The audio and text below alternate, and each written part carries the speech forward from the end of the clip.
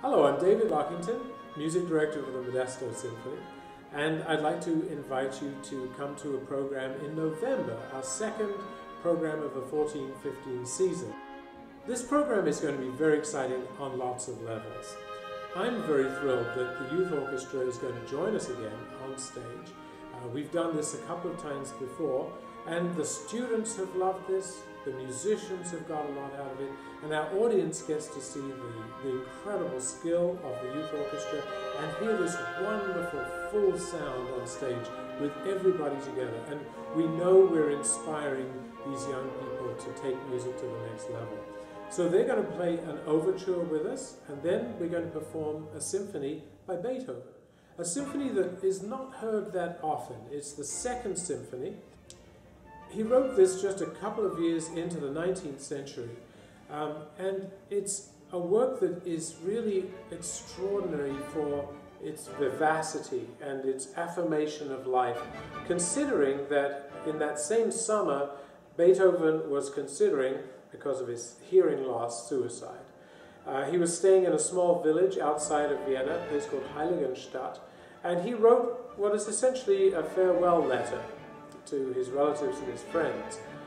And you wonder whether he was writing the piece at the same time or just after it, but somehow this letter he wrote must have been cathartic, and he must have decided to, as it were, take the bull by the horns and to just embrace life, because this symphony is one of the most joyful that he wrote. The second half of the program is going to be Tchaikovsky's Piano Concerto, number 1. He wrote 2 of them. And the first one is notable because the guy that Tchaikovsky played it for originally, Rubinstein, said that it was unplayable.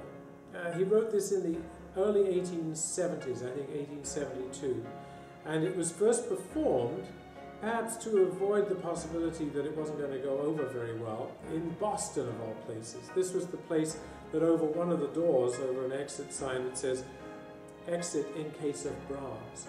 So it was a very conservative place, but I think they enjoyed the concerto, which was premiered by Hans von Bülow, who was married to Liszt's daughter, Cosima, who eventually went off with Wagner. So fascinating group of players, group of musicians are involved in this premiere.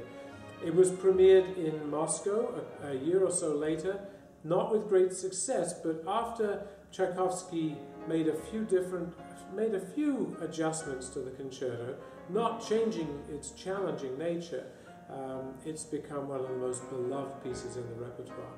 And one thing that is rather curious about it is that the melody that you hear at the very beginning, that's played medium loud and then very loud, isn't heard in the rest of the piece. The idea of developing the material comes in a different way a little bit later on. And a lot of the piece is really quite balletic. We see the sort of the imagination of Tchaikovsky in this piece and how it would apply to the stage later on. Catherine Chi is going to be the soloist for this piece that will end the program. And Catherine is a wonderful Canadian pianist that I've worked with a number of times. She's got a great spirit, a lovely stage presence, and is of course completely up to the task of performing this really great virtuosic piano concerto.